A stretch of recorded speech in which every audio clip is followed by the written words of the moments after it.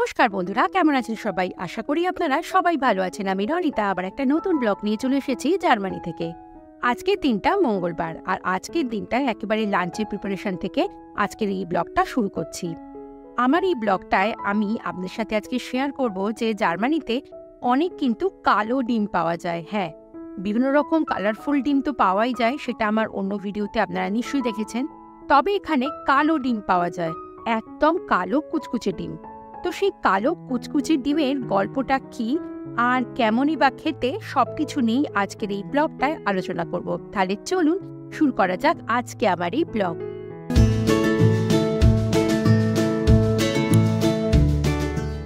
মায়ের কাছে ইদানিং শুনছি কলকাতায় ভালোই বৃষ্টি হচ্ছে, প্রতিদিনই অল্প বিস্তর করে মুষলধারে বা হালকা হালকা বৃষ্টি তো হয়েই যাচ্ছে। মায়ের কাছে শুনলাম এত বৃষ্টি হচ্ছে যে মায়েরা প্রায় দিনই খিচুড়ি বা তাড়াতাড়ি রান্না করা যায় এমন জিনিস খাচ্ছে।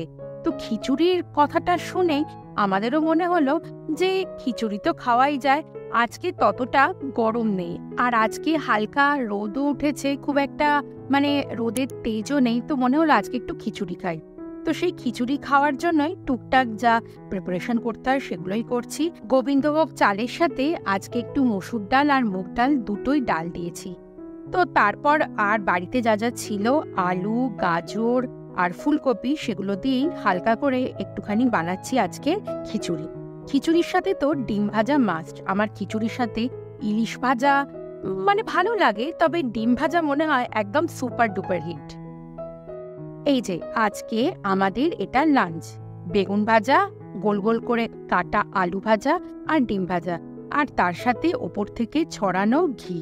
গরম গরম খিচুড়ির সাথে এই ঘিটা মিশে যা টেস্টি লাগে, দুর্দান্ত লাগে। তো চলুন, লাঞ্চের তো সমস্ত রকম প্রিপারেশন হয়েও গেছে, লাঞ্চও করে নিই, তারপর আপনাদেরকে বলি কালো ডিমের গল্প। চলুন।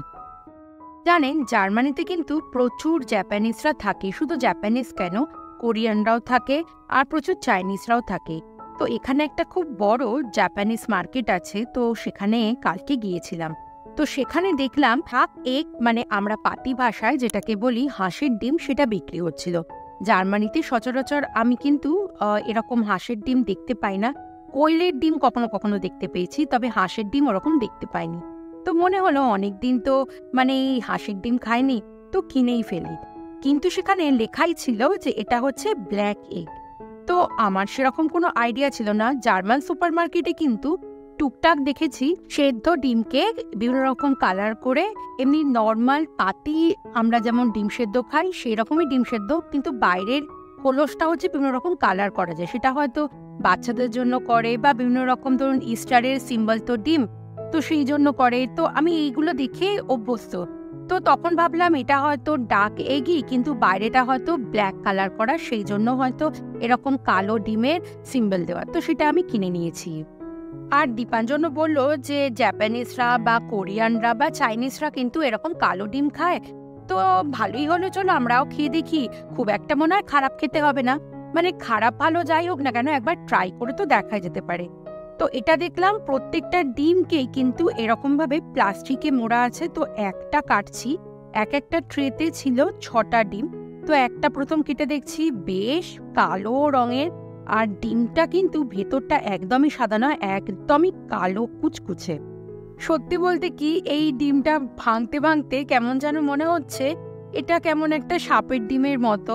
তাও একদম ডিমের শেপ, আর বেশ বড় ডিম, যেমন আমরা দেশে হাঁসের ডিম খেয়ে থাকি সেই সাইজটা তো একদমই তাই। তো ভেতরটাও কেটে দেখলাম কুসুমটাও কিন্তু একদমই কালো। তো দীপাঞ্জন বলল দাঁড়াও আমি একবার ট্রাই করি, তো ওকে একটু দিলাম। তো দেখা যাক ও ফিডব্যাক কি দেয়। খেয়ে দেখো।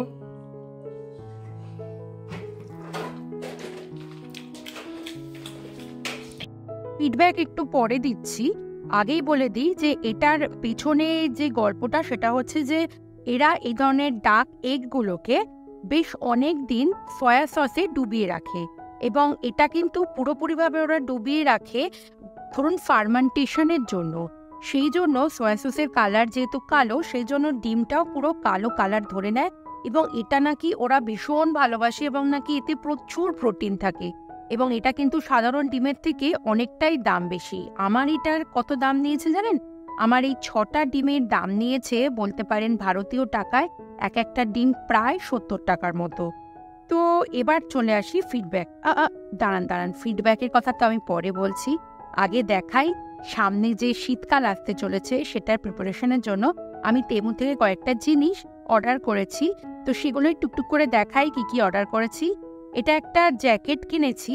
এই জ্যাকেটটা আমার খুব পছন্দ হয়েছে, কিন্তু দুর্ভাগ্যবশত এই জ্যাকেটটা কিন্তু আমার সাইজে বড় হয়েছে, তো এটা ভাবছি পাল্টাতেই হবে।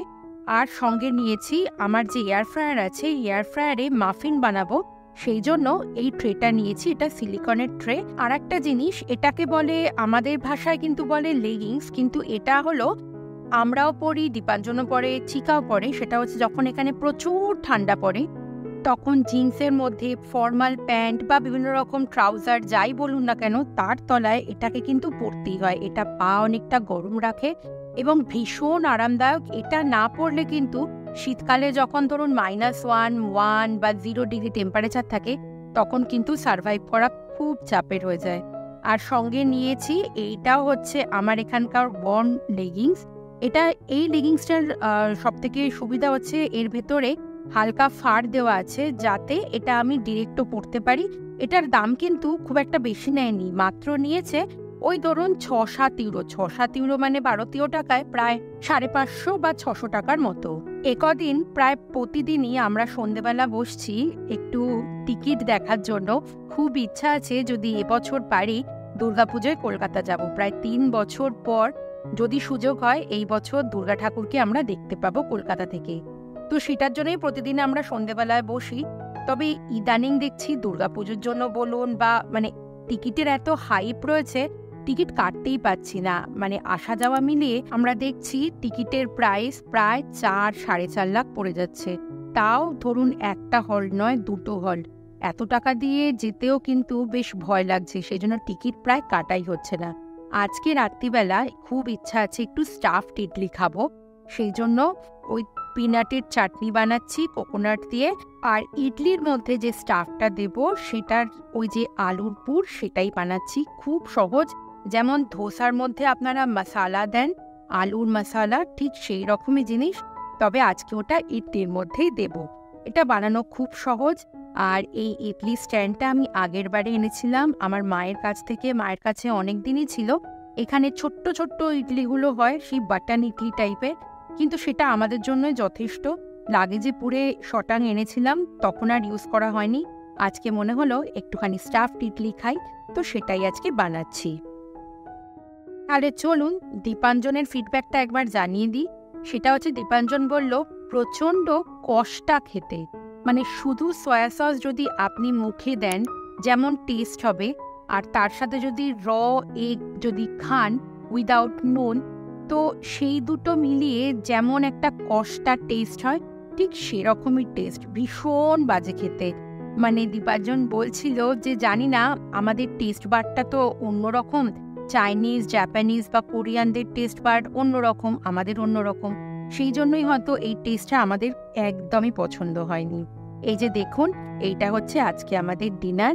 এটা হলো চাটনি, কোকোনাট আর পিনাট দিয়ে বানানো, আর সঙ্গে হচ্ছে স্টাফড ইডলি। ভীষণ নরম হয়েছে।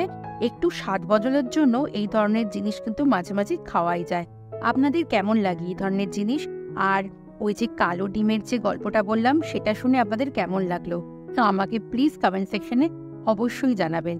তাহলে চলুন আজকের এই ভিডিওটা আমি এখানেই শেষ করছি। আশা করি এই ভিডিও আপনাদের ভালো লেগেছে। ভালো লাগলে প্লিজ একটা লাইক করে দেবেন। ইউটিউব থেকে দেখে থাকলে আমার এই চ্যানেলটাকে সাবস্ক্রাইব করে দেবেন, আর ফেসবুক থেকে দেখে থাকলে আমার এই পেজটাকে ফলো করে দেবেন। তাহলে চলুন খুব তাড়াতাড়ি দেখা হবে পরবর্তী কোনো ভিডিওতে। ততদিন পর্যন্ত আপনারা সবাই ভালো থাকবেন। বাই।